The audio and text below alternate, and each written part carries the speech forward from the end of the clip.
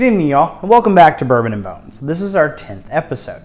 It's a big milestone for us, and for those of you who have joined us from the beginning, welcome back. And to those of y'all just joining us, thanks for coming and checking us out. If you like what we're doing here, like and subscribe below, drop us a comment. Tonight we're going to talk about a newcomer to the bourbon world, and that is Fistfull of Bourbon. The name itself is an homage to the great spaghetti western Fistful of Dollars, starring for the very first time leading man Clint Eastwood. So of course the big questions tonight are, who makes this bourbon, where is it made, and what are they trying to say about their bourbon with their advertising, with their website, with what the bottle says itself. So a good place to start looking, figure out who makes this, is the very back. And at the very bottom it says that this was bottled by William Grant & Son. And you may not recognize the name William Grant & Sons unless you are from across the pond. And while you may not recognize the name, I'm sure you recognize some of the names of the bottles in which they blend. Some of those being Glenfiddich, the Belvini, Clan-MacGregor, Tullamore Dew, Hendrick's Gin, Drambuie, Sailor Jerry. This company is a powerhouse in most of the other whiskey industries. And this is really their very first foray into the American whiskey market. William Grant & Son began in 1839, and in 1886, Grant and his 9 children began the Glenfiddich distillery in Scotland, I should say. In 1892, they bought the Belvini distillery, and they were the first company to really begin making a single malt scotch. Before that, everything was basically a blended scotch. From that point forward, they bought and sold well over a dozen companies. And I know, this is a bourbon channel, but to understand this bourbon, we first need to understand the company behind it. And so the next question we asked ourselves is, where do the barrels come from? Where is this bourbon made? And the short answer is, I have no idea. No one has any idea. It's an absolute secret. The long answer is, it's actually a blend of 5 different unknown, or undisclosed rather, bourbon distilleries. Fistful of Bourbon. 5 different barrels. If I were to guess, and I haven't done a lot of research in this, but if I were to guess, I would say at least one of them is MGP out of Indiana. It's a pretty solid guess there. And to bring up some of the aged flavors in the whiskey, I'm going to guess that another one is coming out of Texas, because Texas whiskeys tend to be a little bit more on the oak heavy side. I have no idea if this is true, but this is my guess. We'll see as time develops if I'm right. So if you've tried this bourbon, tell me in the comments below what your guesses are. So about 2 weeks ago, my bourbon journey, right here, recently had a great interview with the American brand ambassador for Fistful of Bourbon, Anthony, or Terry, Bollinger. And I hope I said that right. And the link is also pinned below. Definitely, it's a great episode, a great interview. Check it out. You can get a little bit more history about the company. And finally, the last question of the evening is, what is William Grant & Sons trying to say about this bourbon? Looking at the bottle, it looks like a chalkboard outside of a coffee shop. And I mean, like, I kind of dig it if this were like a small kitschy producer.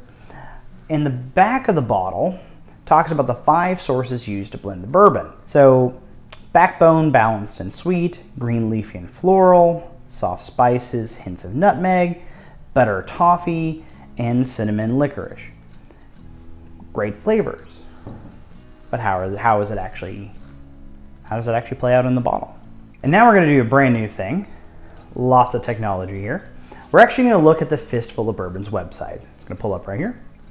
So when you pull up the website right away, you see that it's this very classic spaghetti western scene. Then it flows down to the image of the bottle, which is not very western themed. And then a little bit about the barrel sourcing. And then 3 comments about the bourbon. And that's it. That's their website. So what is going on? Is this a bold, wild western bourbon or a micro hipster source blend? I guess we'll have to taste it to find out. So let's dig into the bourbon a bit. And as always, we're going to start off neat.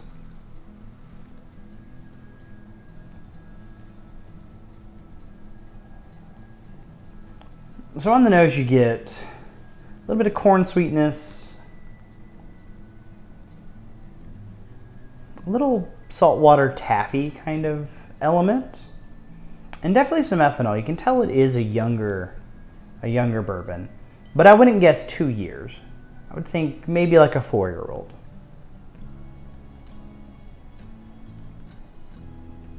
And a little bit of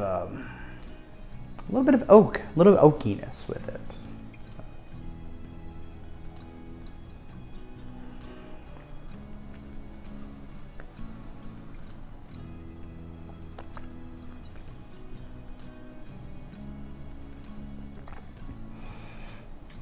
So on the palate,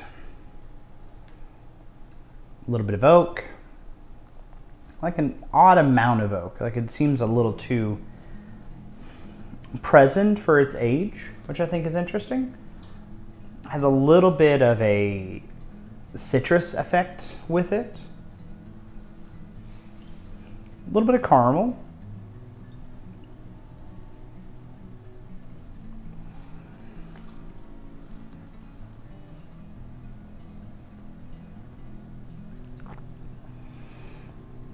And a little bit of a kind of a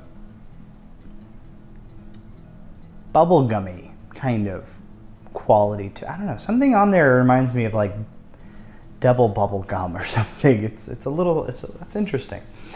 I will say this bourbon does need to breathe a bit. When I first opened it, there's virtually nothing on the nose and it's very little on the palate. Letting it air a little bit, letting some oxygen get in there has opened it up some. So if you do pick this up, let it open up a little bit. It's a little tight coming out of the bottle. But as always, we're going to take a quick little break. I'm going to throw some water in this, and we will come back after 10 minutes or so. Welcome back, y'all, to Bourbon and Bones. We have taken a break, let my palate rest a bit, and so let's try Fistful of Bourbon again with a little bit of water.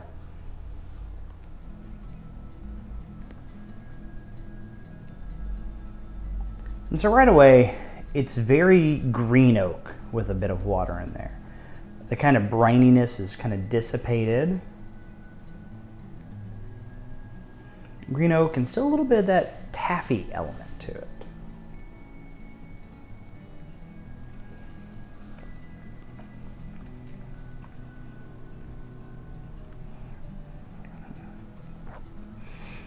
With a little bit of water, you get a little bit more of that spice, a little bit of cinnamon, touch of vanilla, a little bit of caramel. Very nice with a little bit of water.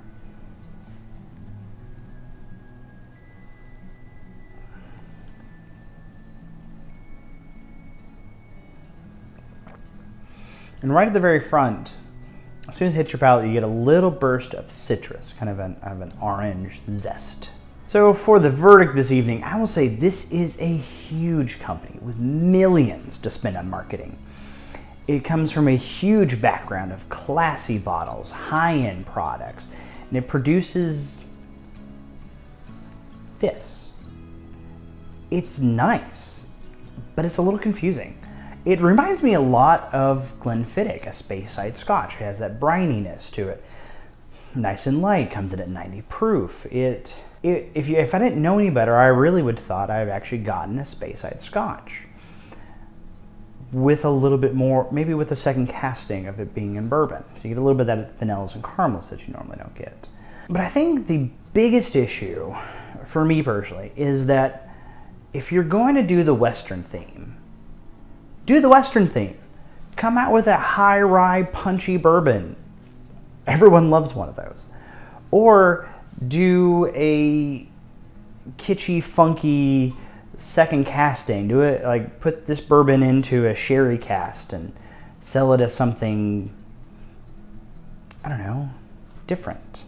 Kind of go with the chalkboard theme. It kind of feels like they're kind of throwing two ideas together and hoping one of them sticks. And for me, I'd like to see one or the other. If you want to go one way, just fully invest in it. But for the bourbon itself, I will say this. it's a nice entry-level bourbon, and perhaps even a really nice crossover bourbon. Somebody who's mainly a Scotch drinker might really enjoy this. And the big thing is, and the part that I will give them full credit for, is that this is $25. So at that price point, MSRP, I really think this bottle is then very, very approachable. And so if you decide just to try it, just to pick it up, and because at 25 bucks, it's actually really good for its price range. It's nice to see a new bourbon coming out that isn't source barrels swinging at the $100 plus range. That happens a lot right now. And so it is nice and refreshing to see a company trying to go the opposite direction, be more approachable to everyone. So this is a really unique bourbon for sure. If you've ever tried it, or if you are going to try it, tell me in the comments below. I really want to hear your opinion. What do you think about this bourbon? This is a unique little bourbon for sure. And like many unique things that we have here at Bourbon Bones, let's take a look at this unique little creature. This little guy right here. But bear with me for a moment. This name is Kazakhstania mangeri. Of course, originally discovered in Kazakhstan, if you couldn't tell by the name. This member is now part of an extinct marine mollusk family, more commonly referred to as the ammonites. They are the same family tree as cephalopods. Now, they were hard-shelled like the nautilus today, pictured here. And in cephalopods, there are soft-shelled ones like squids and no-shelled ones like octopus or octopi. Depends on who you talk to. Now, this piece here has been cut and polished, showing very, very fine detail. This was actually a going away gift that I received when I left Kentucky. And here you can see very clearly growth lines of the animal. The large brown piece right here was actually where the creature lived. And all the rest of this was actually chambers where the animal would use its own gas and would create its own ballast. So it would control its own gas chamber, so it would rise and lower and allow it to turn left and right and up and down very, very quickly. And this was actually a very, very fast-moving carnivore. This animal lived during the Carboniferous period, some 353 to 345 million years ago. And the world looked like this then. Pangea had just broken up, just being relative at this point, and there are now two supercontinents, Gondwana land and Euro-America. And here a picture of what the United States looked like during that time. Now, these animals hunted anything that swam by them: shrimp, small fish, other ammonites, anything that was relatively small enough to be captured. Now, Kazakhstania here grew to an average about 14 centimeters in diameter, with an average width of about 4.2 centimeters. Now, my piece here is actually really quite average and is a stunning example of one, because it actually has the entire remaining, I guess, living whole. Because quite often they would actually break off when the animal died, because it was more thin than the reinforced portions behind it. So tonight we have explored a new bottle of bourbon and a very old fossil. If you like what we're doing here, like, share, and subscribe us below. Tell us what you think about our show. If you see anything behind me you want us to do a tasting on, drop me a comment. And always remember, share a bourbon with someone. Good night.